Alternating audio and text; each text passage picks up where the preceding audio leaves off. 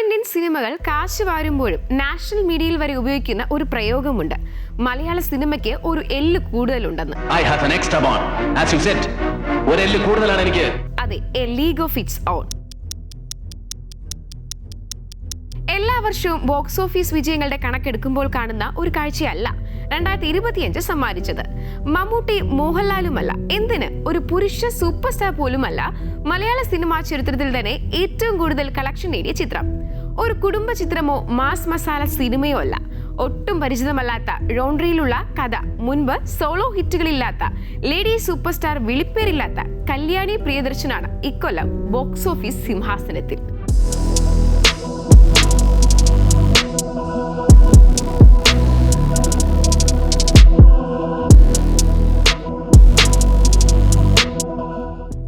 ഒരു സത്യം കൂടി മലയാളിക്ക് മനസ്സിലായി. Content is king. എഴുത്ത് നന്നായാൽ 300 കോടി അടിക്കാൻ 100 കോടി പോലും വേണ്ട. ഡൊമിനിക് അരുൺ എന്ന പേര് ഇനിയൊരു പ്രതീക്ഷയായി 2026 മുതൽ കേട്ടു തുടങ്ങും.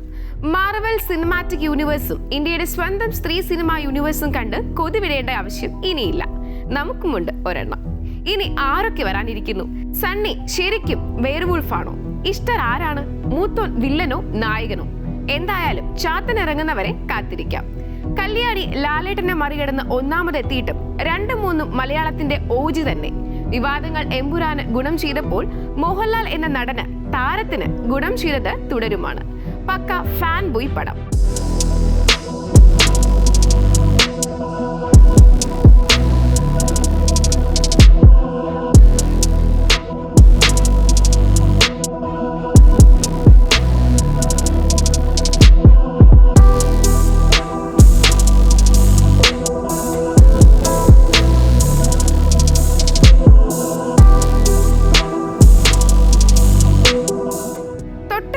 മമ്മൂക്കയുമുണ്ട്.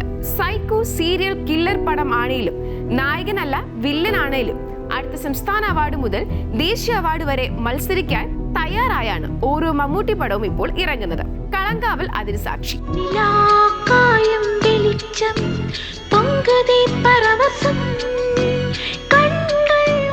ലോകമെമ്പാടും ഹൊറർ സിനിമകൾക്ക് പുത്തൻ ഉണർവ് കിട്ടിയിട്ടുണ്ട്. പ്രണവ് മോഹൻലാൽ എന്ന പേരല്ല മലയാളികളെ DSCരെ കാണാൻ തിയേറ്ററുകളിൽ കയറ്റിയത്.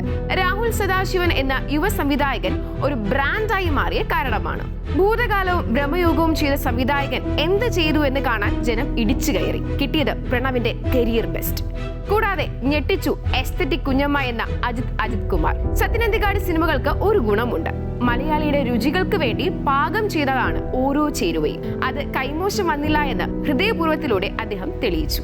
നസ്ലിൻ ഗഫൂർ എന്ന യുവതാരത്തിലുള്ള വിശ്വാസവും തല്ലുമാല ഉണ്ടാക്കിയ ഓളവും കാരണം ആലപ്പുഴ ജിങ്കാനയും വിജയിച്ചു. രേഖാചിത്രം ഒരേ സമയം നൊസ്റ്റാൾജിയും ദുരൂഹതയും സമ്മാനിച്ച പ്രേക്ഷക ഹൃദയങ്ങളിൽ വീണ്ടും ദേവദൂതൻ മുഴങ്ങി. കുഞ്ചാക്കോ ബോബനും മോശമാക്കിയില്ല. ഓഫീസർ ഓൺ ഡ്യൂട്ടി ഹിറ്റ് പട്ടികയിൽ പിന്നിലല്ല. ഇപ്പോഴും റെക്കോർഡുകൾ തകർത്ത് മുന്നോട്ട് കയറുന്ന സർവമായ നിവിൻ പോളി എന്ന അസാധ്യ പെർഫോമറുടെ തിരിച്ചുവരവാണ് സൂചിപ്പിക്കുന്നത്. പൊന്മാൻ ഹിറ്റ് ആയതിനേക്കാൾ ബേസിൽ എന്ന നടൻ എത്ര മികച്ചതാണെന്ന് തെളിയിച്ചു. പ്രാവിൻകൂട് ഷാപ്പും പടക്കളം എന്നിവ പ്രമേയം കൊണ്ടും എക്സിക്യൂഷൻ കൊണ്ടും ശ്രദ്ധ നേടി. അവിഹിതം, ഫെമിനിച്ചി ഫാത്തിമ, എക്കോ, നരിവേട്ട, സർക്കിട്ട് എന്നീ സിനിമകൾ പലതര ചർച്ചകളും രാഷ്ട്രീയ ചിന്തകളും തിരികൊളുത്തി. വിവാദങ്ങൾ വേറെ. റീ റിലീസും തിയേറ്റർ പൂരപ്പറമ്പാക്കി. അവിടെയും ലാലേട്ടൻ തന്നെ താരം.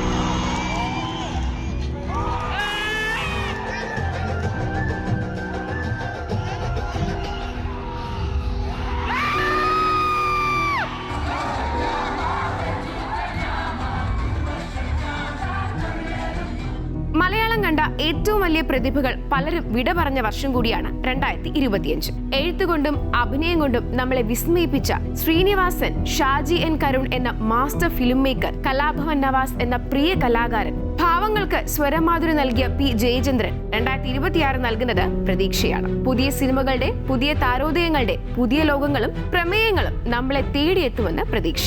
കത്തനാരും, ടിക്കി ടാക്കിയും, ദൃശ്യം 3യും, ആട് 3യും ഒരുങ്ങിക്കഴിഞ്ഞു.